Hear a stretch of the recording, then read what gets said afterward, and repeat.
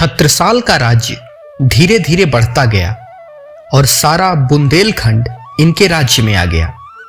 इनके राज्य का प्रबंध भी बहुत उत्तम और प्रजा को सुखी बनाने वाला था। वे प्रजा से बहुत प्रेम करते थे और इनके राज्य में प्रजा को कोई कष्ट नहीं था। प्रजा उनसे संतुष्ट रहती थी। आज यह आश्चर्य की बात जान पड़ती है। कोई भी व्यक्ति यदि स्त्रियों के साथ दुर्व्यवहार करता तो उसे कठोर दंड देते थे। उनके राज्य में संसद या धारा सभाएं न थीं। सारा राजकाज उन्हीं की आज्ञा से होता था।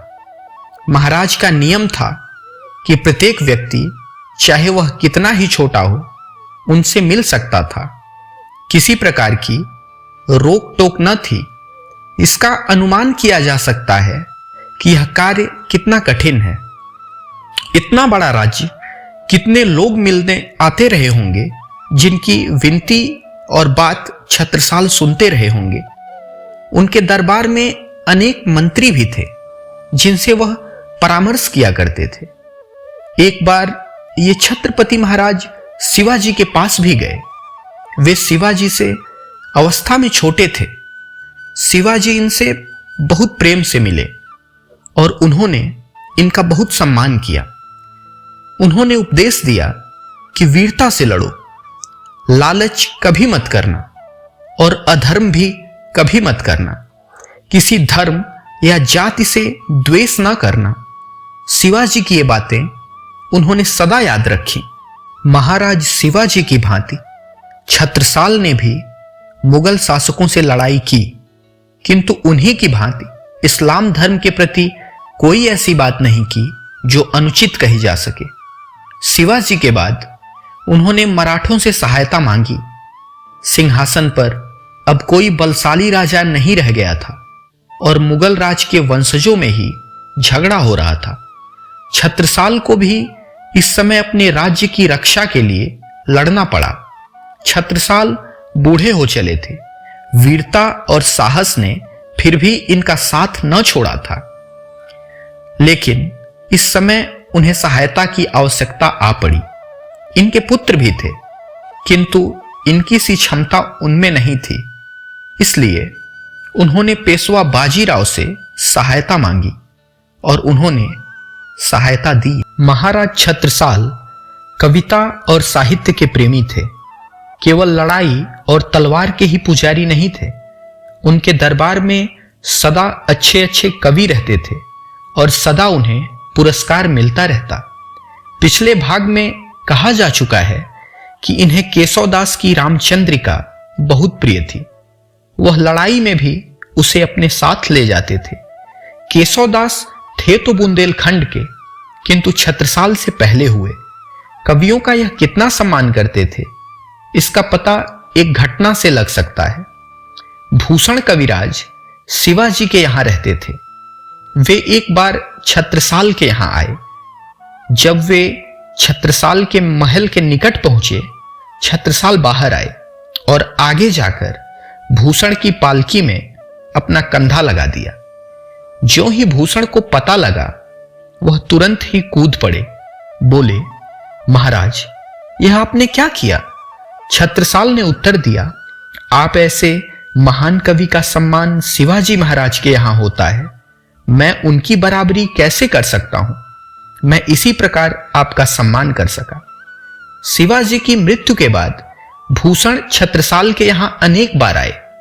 भूषण ने छत्रसाल की प्रशंसा में भी कविताएं लिखी हैं। कितने ही अन्य कवि भी इनकी कृपा से पनपे। इनके दरबार में जो कवि रहते थे, इनमें लाल कवि भी एक कवि थे, जिन्होंने छत्रसाल के संबंध में एक पुस्तक लिखी है जिसका नाम है छत्र प्रकाश। छत्रसाल स्वयं कविता करते थे और उनकी अनेक वीरता से भरी रचनाएं तथा कविताएं मिलती हैं। विख्यात छतरपुर नगर महाराज छत्रसाल का ही बसाया हुआ है। यह बात विख्यात है कि शिवाजी के गुरु रामदास जी थे, जिन्होंने उन्हें बहुत अच्छे अच्छे उपदेश दिए। शिवाजी को शिवाजी भी उन्होंने ही बनाया। इसी प्रकार महाराज छत्रसाल के भी एक गुरु थे जिनका नाम प्राणनाथ था। एक बार लड़ाई में छत्रसाल एक जंगल से होकर जा रहे थे, वहीं बाबा प्राणनाथ से भेंट हो गई। प्राणनाथ जामनगर के एक बड़े धनी व्यक्ति के लड़के थे, घर बार छोड़कर साधु हो गए थे। कहा जाता है कि अपनी साधना से इन्होंने सिद्धि प्राप्त कर ली थी। छत्रसाल को योग्य देखकर उन्होंने छत्रसाल को अपना शिष्य बना लिया था और सदा उन्हें धर्म तथा देश रक्षा के कार्य पर उपदेश देते रहे। बाबा प्राणनाथ ने छत्रसाल से कहा था, छत्ता तेरे राज में धक धक धरती होए, जित जित घोड़ा मुख करे, तित तित फत्ते होए। कहा जाता है कि जिस ओर छत्रसाल का घोड़ा मुंह करता था उसी ओर वे विजय के लिए जाते थे और निश्चित रूप से विजय होती थी। छत्रसाल को जब कभी लड़ाई से अवकाश मिलता था वह प्राणनाथ के दर्शन के लिए जाते थे। परामर्श के लिए इनके विश्वस्त आदमी तो सदा आते जाते रहते थे। छत्रसाल ऋषि मुनि या साधु नहीं थे, किंतु उनका सारा कार्य धार्मिक दृष्टि से होता था। युद्ध में हो या घर पर कभी उन्होंने अपनी नित्य की पूजा अर्चना नहीं छोड़ी। उनकी पूजा केवल दिखलाने के लिए नहीं थी। बुंदेलखंड को शक्तिशाली राज्य बनाकर भी छत्रसाल को शांति न मिली। दूसरी शक्तियां सदा ईर्ष्या की दृष्टि से इनका राज्य देखती रहीं। इसलिए राज्य की रक्षा के लिए इन्हें जीवन भर युद्ध करना पड़ा। उनकी मृत्यु सन 1731 ईस्वी में हुई।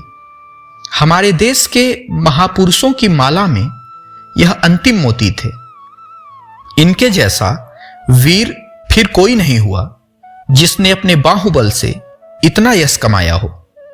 एक गांव भी पास न रहते हुए इन्होंने एक शक्तिशाली राज्य स्थापित किया।